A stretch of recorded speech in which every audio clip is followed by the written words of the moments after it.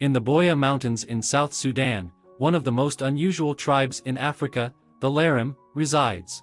This is a fairly numerous people, who even have their own city, Kimitong. However, the majority of the Lareem prefer villages, lost at the foot of the mountains.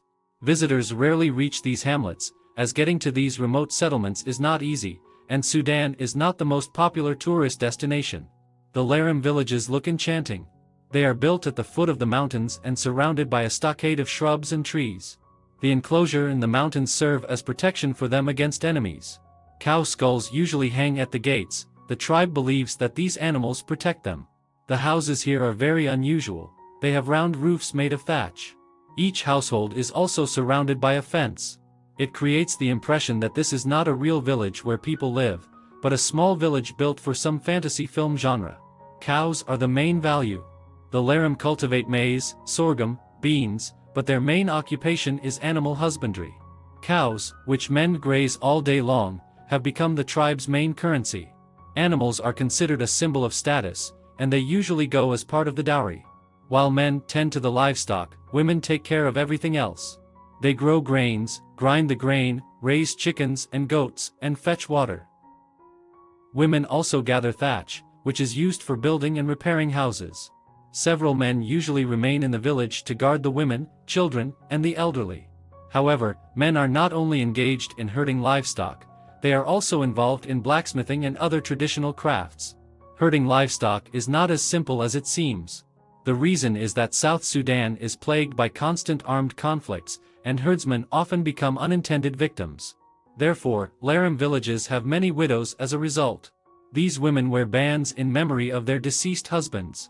Everyone has their tasks in such communities, even children. Girls help look after the little ones and also create pottery for the tribe. Engraved vessels, spoons adorned with beads and shells, and other kitchen utensils used in daily life are all crafted by girls. As for boys, they also have their activities. They make bows from wood and go hunting at a very young age.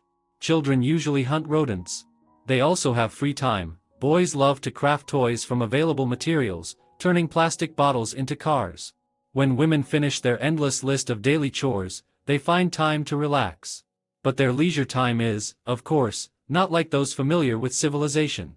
Lareem women gather in groups, dance, and sing. They form a circle and dance with spears adorned with beautiful scarves, singing songs and clapping to the music. Local women are also passionate about creating attire and adornments. However, fabrics are a luxury for them. They only wear their most magnificent leather dresses made from gazelle skin on major holidays. These garments are adorned with beads and sequins.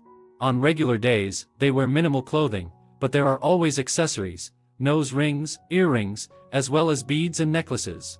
Some traditions are hard for us to understand, but local women adorn their bodies with scars. This practice is called scarification, and the bodies of some girls resemble canvases. They paint real pictures on their bodies, patterns, animals, plants, and even weapons. Men also paint designs on themselves, but usually, their artistry is limited to their faces.